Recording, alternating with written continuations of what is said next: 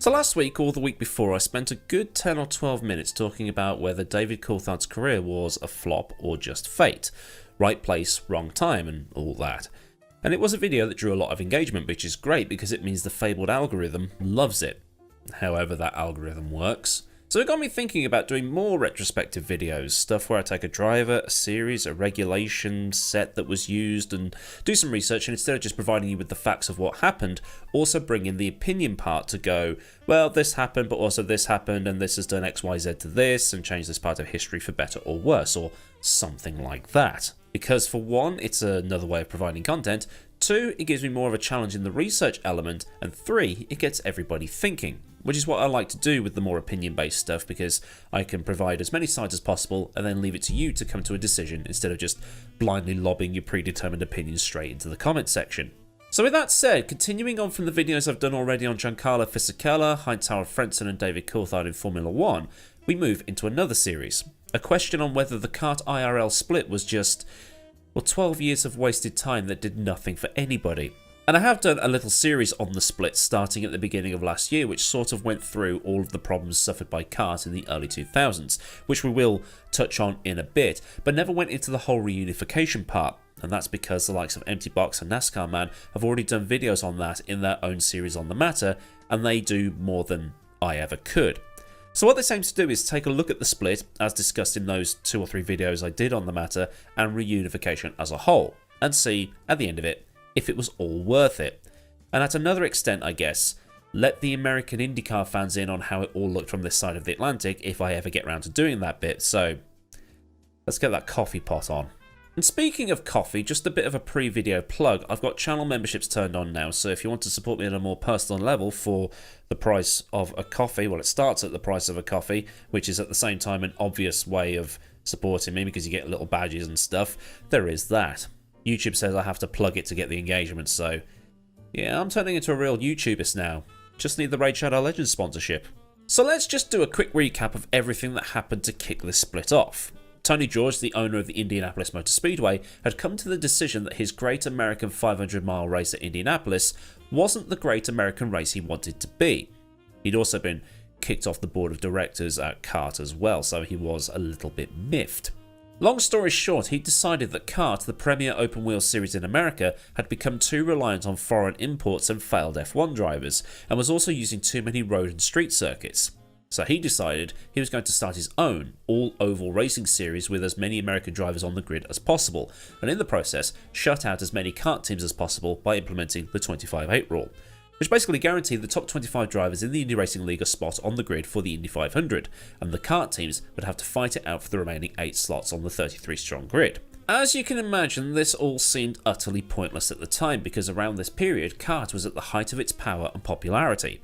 Okay, it was never going to reach the global status of Formula 1, but it had big money sponsors and a wealth of decent drivers. So for George to stand there in front of the cameras on ESPN and say, "I want a divorce," it sent everybody into confusion.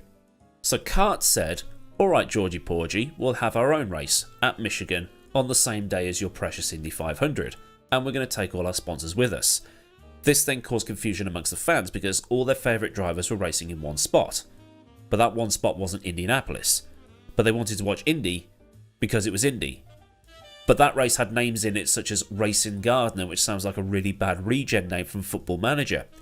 Journalists at the time laughed at George and said that this whole thing wasn't going to last, which is a bit like saying that Hamilton kid made a massive mistake going to Mercedes. One of the early problems that kart teams had with the IRL is that having an all-oval schedule meant that every race essentially ended up being a B-Tech Indy 500. The Indy 500 is a race of tradition. It has its things that make it what it is. Carb Day, the milk, back home in Indiana, stuff that won't change even if you put a gun to the heads of those in charge and threaten their families. But kart had all 3 disciplines of racing, in terms of open wheel racing that is, and to be the best you had to be a well-rounded driver, which carried a lot of appeal. The fans liked that. They also didn't believe that these F1 rejects and foreign imports weren't taking American racing drivers' jobs, because it meant that kart was taking on good drivers and bringing with them good money. So in the beginning, kart held all the cards. They had the named drivers, Unser Jr., Andretti, Vassar, Rahal, Herta and the XF1 guys, Johansson, Gugelmin, Fabi, Zanardi, Blundell. They also had the sponsors, Players, Marlboro, Target, Texaco, which were attached to teams like Penske, Forsyth, Newman Haas and Ganassi. So wherever those drivers and teams were racing, Indy or not, they had the fans watching. But that was starting to form part of the problem. It wasn't Indy. CART also had the faster cars capable of 240 miles an hour despite being bigger than F1 cars at the time. Turbocharged monsters with no flappy paddle gearboxes, and because they ran on circuits and ovals, it meant that they were the best of both worlds. The best bits of Formula 1 and the best bits of whatever the IRL was. It also meant that at some tracks they were doing speeds utterly insane for the time. I mean, utterly insane even by today's standards. But in the middle of all this bickering between CART and the IRL, NASCAR was licking its lips, and with the likes of Jeff Gordon emerging as the new star over there and the TV companies latching onto this, NASCAR's popularity as a made-for-TV series went through the roof, and CART and Indycar were stagnating as they continued to bicker. That was when CART ran into another problem. The sponsors wanted those cars and teams at the Indy 500, and the best way in was to just join the IRL. So the big teams in Ganassi, Penske and so on filtered over and took the fans and sponsors with them. Then CART had the absolute mare at Texas, where they had to pay out millions due to the fact their cars were not safe for that track, which is a topic I've covered before.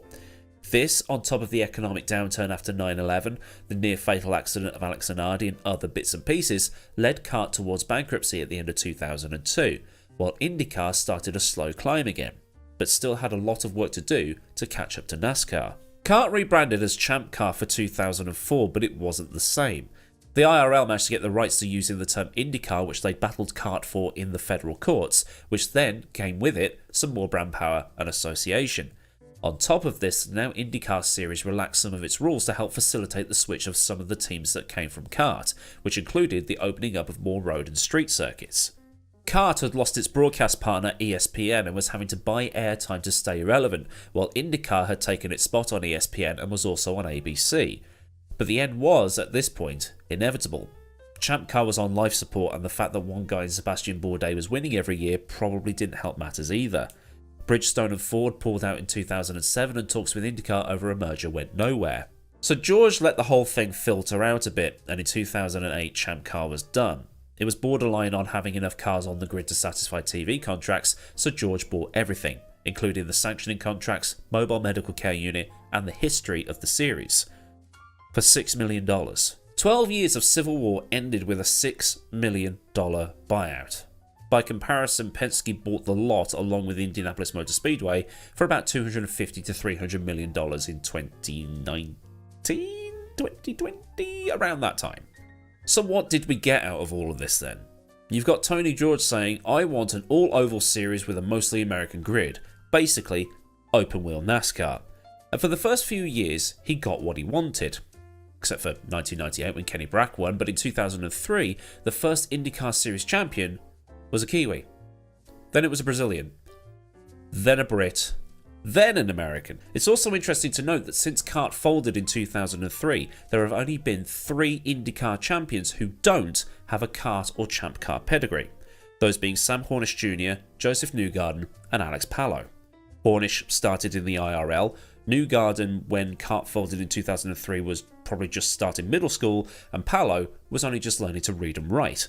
It's probably just a coincidence and nothing to read much into, but it's a great stat either way. So looking at the 2022 IndyCar Series grid, the reigning champion was Spanish. The guy who won it that year was Australian. 7 or 8 of the drivers are either ex-F1 or were on the FIA ladder at one point. One of them is a 3-time Australian touring car champion, and 18 of the drivers who did every round of that season were from outside of the United States, and only 4 of the 17 rounds of that season were on ovals. So 12 years of penis measuring, FUs, middle fingers, power struggles and egos ended with a $6 million buyout and ended up with what basically CART was in 1995. Great job. And actually, John Oriovitz said in a motorsport.com article that basically the current IndyCar is basically CART but under new management. It's easy then to think that the guy who won the war was Tony George. His series lasted longer and he was able to use the law of the brickyard to entice over the big names in Penske and Ganassi and so on. The same way that Vince McMahon won the Monday Night Wars when WCW went bankrupt and he bought all of their big stars' contracts and their video library. And actually, I refer to the Indycar split as the Monday Night Wars of motorsport. Basically, Indycar won and kart lost. But no, there were two winners of this civil war and they weren't even involved in Indycar or kart. It wasn't George, it wasn't Penske, it wasn't Ganassi, it wasn't the fans, it wasn't the sponsors. It was Bill France, the owner of NASCAR, and Bernie Ecclestone, the head of Formula One's commercial rights. Because, as one Indiana-based business journal reported in 2009, George needed IndyCar to be breaking even by 2013 or else the series would be in the toilet, as he chucked in over $250 million into the IRL without the league ever turning a profit. And the timing couldn't have been worse for the merger, but then again, they didn't know that because the economy tanked because of that subprime mortgage letting thing in, let me just check my notes, 2008. As a result of the split, NASCAR's popularity soared, in part due to it being a stable product, and because of the Jeff Gordon versus Dale Earnhardt thing at the tail end of the 90s, and this before Gordon became the sport's global star a bit later on. Formula One, meanwhile, was always more popular due to being a more global sport, but the emergence of Michael Schumacher added to its already global appeal. And even today, IndyCar still sits behind NASCAR in the attendance and TV ratings, despite NASCAR itself being in the middle of a huge slump. In 2022, the NTT IndyCar series averaged about 1.3 million viewers on NBC Sports, with the Indy 500 drawing in about 4.8 million. By comparison, NASCAR on TV was drawing in between 3 and 4 million viewers. IndyCar has, however, seen modest TV increases since the pandemic versus NASCAR, but it still sits third in the popularity stakes. But the general consensus amongst those in the know is that the split was a total waste of time, but it does make you think what might have happened to kart had nothing happened. Would it have become like Group C Endurance, become far too expensive, and then they would have figured out, we'll get better value for money in another series, and who knows, maybe a couple of them might have come over to Formula One. Would the series have got to the point where it had to be neutered to save the lives of drivers when things went wrong? Or would NASCAR have continued to become more popular anyway because of kart's rejection to change? But from this side of the Atlantic to a casual observer, it does seem like it was all a lot of unnecessary effort and faff to end up with effectively the same product as it was before it all started. Alright, there is only one chassis, 2 engines and so on now, but the damage still seems a way off being repaired, if it ever will truly be repaired. In its latter years, kart did have the better drivers than the IRL had at the start, but it makes you wonder if those great drivers from Champ Car's latter years like Power, Dixon, Pagenaud, Wilson, Bourdais and so on had been in IndyCar instead. The talent pool increases, more competition for seats, maybe more cars on the grid. Improves the product. So was it worth all of that just to have what you had in 1995? For me, no. But I'd like to know what you think down in the comments. So then, an attempted retrospective, if you want to call it that, for the IndyCar split and if it was actually worth it. If you have some opinions of your own, do leave them in the designated comments section under this video and get a discussion going. And if you haven't already, get subscribed with that bell on so you never miss out on any future content that I do. Massive thanks as ever to the kind folk at Patreon for the continued support. And if you want to help out on a more personal level, there's a link to Patreon in the description, along with a link below that to channel memberships if you want a more overt way of supporting. As well as this, there's links to Discord, socials, and other bits and pieces that you might want to know in the description as well as super thanks if you just want to do a one-off tip. So until next time, I've been Millward. Have a great day wherever you are, and goodbye.